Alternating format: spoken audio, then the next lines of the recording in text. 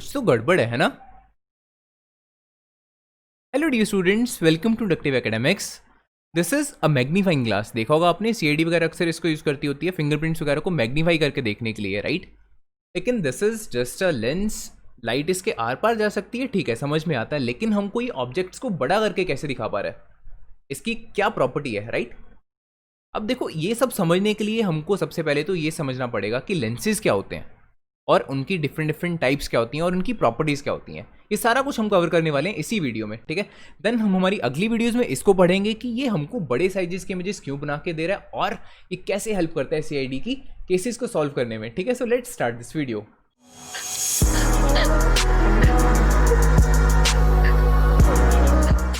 So let's start with a very simple activity. देखो, यहाँ पे हमारे पास एक मैग्नीफाइंग ग्लास है, ठीक है। इसमें से हम पास करेंगे लाइट को, और जो पीछे वॉल है वहाँ पे आपको लाइट का स्पॉट नज़र आ रहा है ना। अब देखो, अगर लाइट इस मैग्नीफाइंग ग्लास में से पास हो रही है तो यहाँ पे बेसिकली रिफ्लेक्शन ऑफ लाइट हो रही होगी या फिर रिफ्रैक्शन ऑफ लाइट हो रही होगी। इस वीडियो को यहीं पे पॉज करो, जरा सोचो थोड़ी देर के लिए कि यहाँ पे कौन सा फिनोमिना देखने को मिल सकता है आपको, रिफ्रैक्शन या फिर रिफ्लेक्शन, ठीक है। अब देखो, अगर आपका आंसर था कि यहाँ पे सिर्फ रिफ्रैक्शन ऑफ लाइट हो रही है तो आपका आंसर गलत है, और अगर आपका आंसर था कि यहाँ पे सिर्फ रिफ्लेक्शन ऑफ लाइट हो रही है तब भी आपका आंसर गलत है, ठीक है, क्योंकि यहाँ पे दोनों ही फिनोमिना आपको देखने को मिलेंगे। देखते हैं कैसे। अब देखो, जब इस मैग्नीफाइंग ग्लास में से लाइट पास हो रही है तो रिफ्रैक्शन ऑफ लाइट होना तो ऑब्वियसली कंपलसरी है, होगी ही होगी।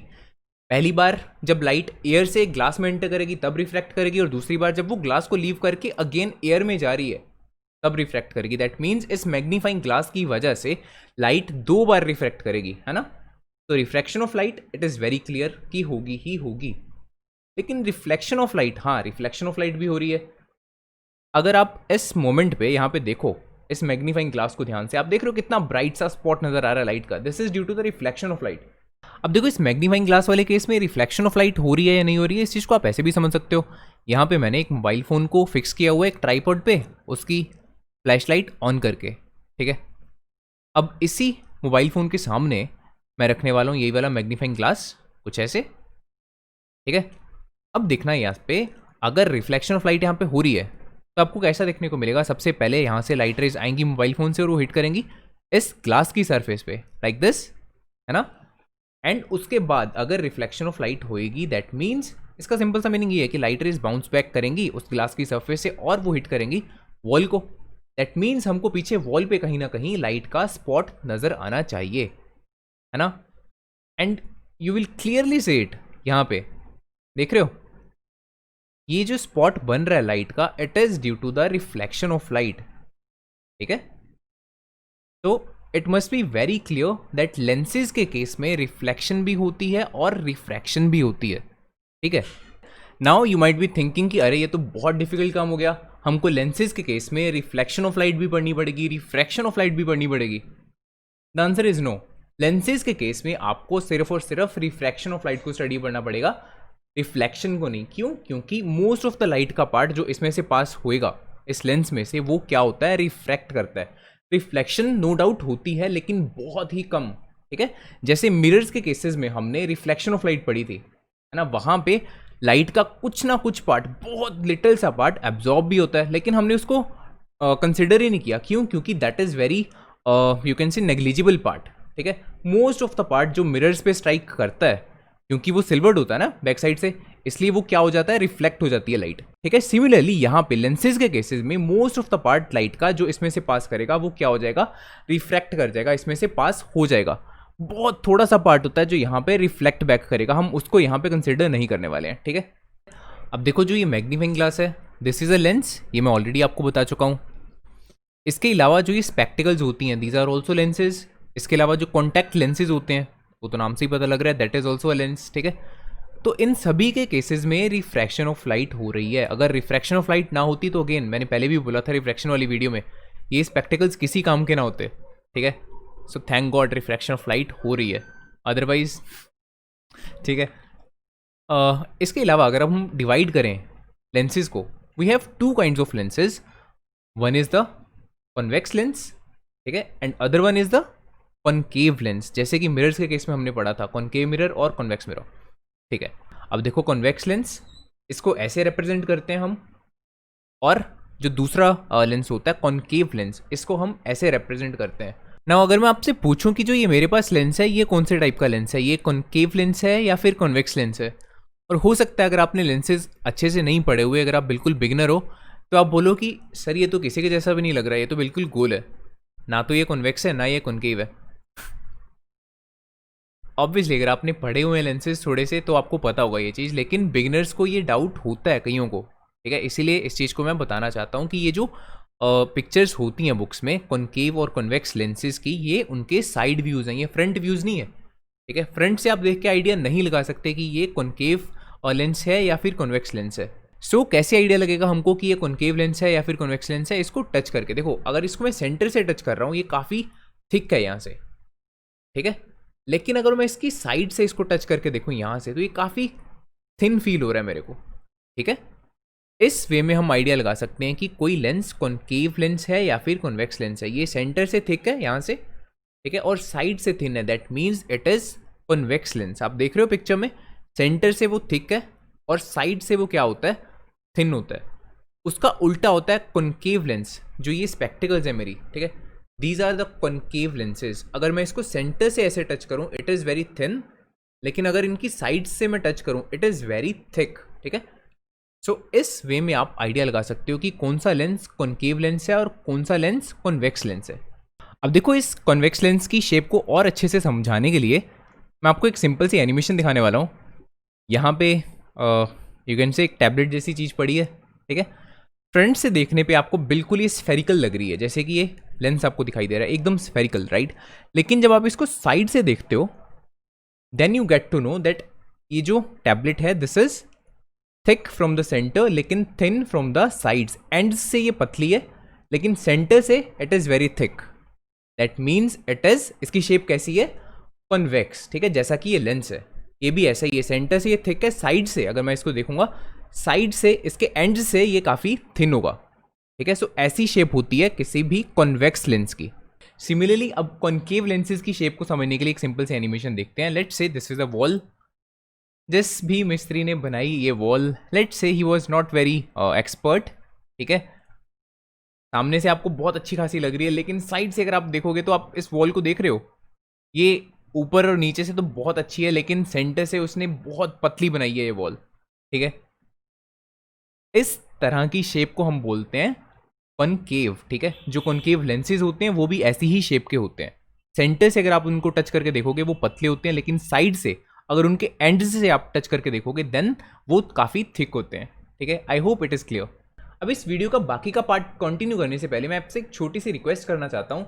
अगर आपको वीडियो अच्छी लग रही है अब तक, तो प्लीज़ लाइक दिस वीडियो और नीचे कमेंट कर देना यार, क्योंकि अगर आपको वीडियो अच्छी लगती है ना, तो एंगेजमेंट दिखाया करो, उससे होता क्या है, वीडियो को बूस्ट मिलता है। अदरवाइज कोई वीडियो जितनी मर्जी अच्छी है, अगर जो उसके व्यूअर्स हैं उस वीडियो को लाइक नहीं करेंगे, उस वीडियो पे कमेंट नहीं करेंगे, तो होता क्या है, वो वीडियो सर्च रिजल्ट्स में ऊपर नहीं आ पाती, नीचे बस वो दब जाती है, ठीक है। तो उस पर व्यूज़ बिल्कुल भी नहीं आएंगे। जब भी आपको कोई वीडियो अच्छी लगे तो please like the video and leave a comment, ठीक है। अब देखो, एक और चीज़ का ध्यान आपको देना है, यहाँ पे जो कॉनकेव लेंस होता है उसको बाई कॉनकेव लेंस भी बोला जाता है। क्यों? क्योंकि जनरली कॉनकेव लेंस ऐसा होता है, इसकी दोनों ही साइड कॉनकेव है ना। जो लेफ्ट हैंड साइड पे ये वाली सरफेस है इसकी, that is also concave side, और जो राइट हैंड साइड पे इसकी ये वाली साइड है, that is also concave. Concave means generally concave का मतलब क्या होता है, अंदर की तरफ बेंट है। मिरर्स में भी तो हमने यही डिस्कस किया था, ठीक है। दैट्स वाई इस लेंस को कॉनकेव लेंस भी बोला जाता है और बाई कॉनकेव लेंस भी बोला जा सकता है, ठीक है। सिमिलरली जो कॉन्वेक्स लेंस होता है उसको हम बाई कॉन्वेक्स लेंस भी बोल सकते हैं। सेम रीजनिंग, देखो यहाँ पे कॉन्वेक्स लेंस है, इसकी जो लेफ्ट हैंड साइड पे ये वाली सरफेस है, this is also convex. Convex का मतलब क्या होता है, बाहर की तरफ बेंट है ना। सिमिलरली जो राइट हैंड साइड पे ये वाली सरफेस है, that is also convex side, ये भी बाहर की तरफ बेंट है। तो इसको कॉन्वेक्स लेंस भी बोला जा सकता है और बाई कॉन्वेक्स लेंस भी बोला जा सकता है, इस चीज़ का ध्यान रखना, ठीक है। अब हम चलते हैं लेंसेज की कुछ प्रॉपर्टीज़ पर। अच्छा, इस कॉन्वेक्स लेंस को हम आग लगाने के लिए भी यूज़ कर सकते हैं। पता होगा आपको, सन की रेज को जब हम किसी प्लेन पर, किसी पेपर पर हम इसको फोकस करते हैं, ठीक है, तो वहाँ पर आग लग जाती है। देखा होगा आपने इस चीज़ को, राइट। क्यों? क्योंकि जो भी लाइट रेज इसमें से पास करती हैं, वो इसमें से पास करने के बाद एक पर्टिकुलर पॉइंट पे फोकस करती हैं, जहाँ पे भी इसका, इस लेंस का फोकस होगा, ठीक है। इसीलिए इसको हम कन्वर्जिंग लेंस भी बोलते हैं।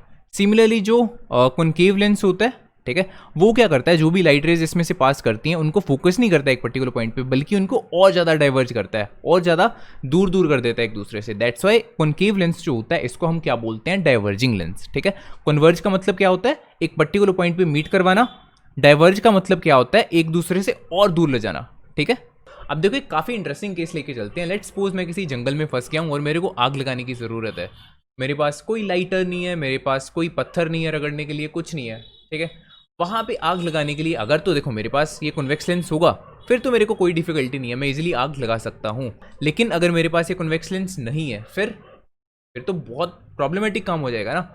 जो ये लेंसेज हैं कॉनकेव लेंसेज, इनका तो मेरे को कोई फ़ायदा नहीं है, these are the diverging lenses. तो मेरे को बहुत डिफिकल्टी होगी वैसे केसेस में। अगर किसी के स्पेक्टिकल्स में कन्वेक्स लेंसेज हैं वो तो बच जाएगा, मेरे को बहुत प्रॉब्लम होने वाली है। ठीक है, अब देखो इसको समझते हैं कि ऐसा क्या है, राइट, कि जो कन्वेक्स लेंस है that is converging lens, but जो ये कॉनकेव लेंसेज हैं those are diverging lenses. Let's see, तो सबसे पहले हम देखते हैं कॉन्वेक्स लेंस का कि ये कन्वर्जिंग लेंस क्यों है, लाइट रेज इसमें से कन्वर्ज क्यों हो सकती हैं। देखो this is our convex lens, parallel light rays आ रही हैं सन से।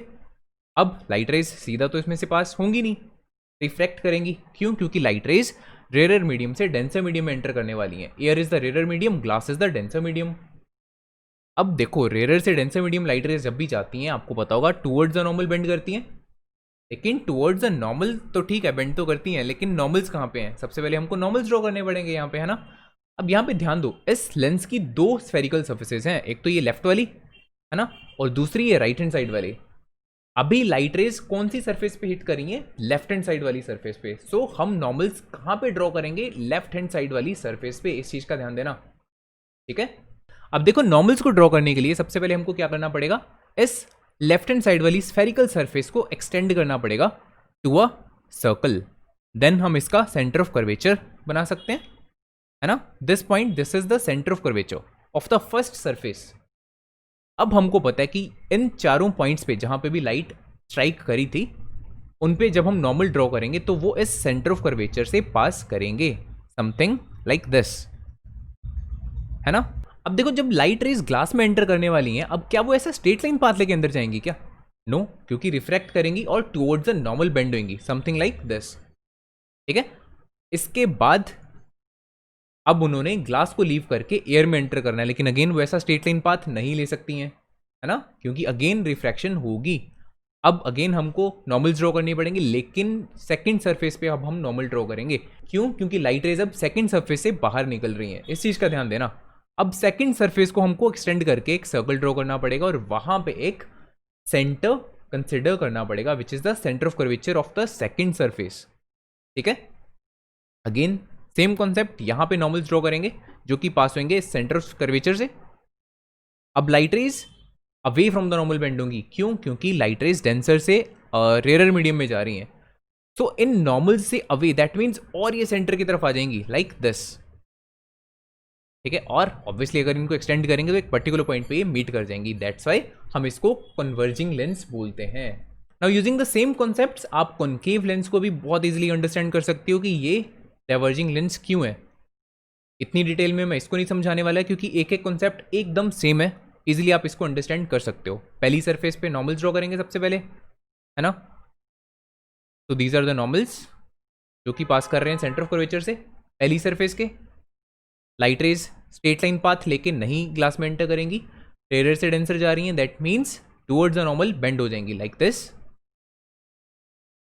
अब जब इससे वो बाहर निकलेंगी तो वो डेंसर से रेयर मीडियम में जा रही हैं, that means away from the normal bend होंगी। अवे फ्रॉम द नॉर्मल के लिए अगेन हमको नॉर्मल्स ड्रॉ करने पड़ेंगे सेकंड सरफेस पे। तो सेकंड सरफेस पे सर्कल ड्रॉ करेंगे, अगेन सेकंड और सरफेस पे जो सर्कल ड्रॉ किया इसका सेंटर दिस। अब यहाँ से पास होंगे नॉर्मल्स और away from the normal lights को बेंड कर दो बस। ठीक है, सो इतनी सी बात है। इसीलिए अब आप देख रहे हो ना, लाइट रेज पहले पैरेलल आ रही थी, लेकिन अब वो कितनी दूर दूर जा रही हैं एक दूसरे से, दैट मीन्स डाइवर्ज हो चुकी हैं वो। लेकिन अगर इन लाइट रेज को हम पीछे की तरफ एक्सटेंड करें, बैक ट्रेस करें, तो हमको ऐसा अपीयर जरूर होगा कि वो एक पर्टिकुलर पॉइंट पे मीट कर रही हैं ऐसे। ठीक है, ऑल्दो ये इमेजिनरी है, ऐसा एक्चुअल में नहीं होता। ठीक है, इसीलिए जो कॉनकेव लेंस होता है इसको हम डाइवर्जिंग लेंस बोलते हैं। आई होप आपको ये वीडियो अच्छी लगी होगी। अगर आपको इस वीडियो से काफ़ी कुछ सीखने को मिला इस वीडियो को लाइक कर देना, अपने फ्रेंड्स वगैरह के साथ शेयर करना और प्लीज़ नीचे कमेंट कर देना कि आपको ये वीडियो कैसी लगी। और अगर आपको इस वीडियो के रिगार्डिंग कोई डाउट हो या अगर आपकी कोई सजेशन हो, उसको भी आप कमेंट सेक्शन में बता सकते हो। I will be replying to all of your comments. Thanks for watching.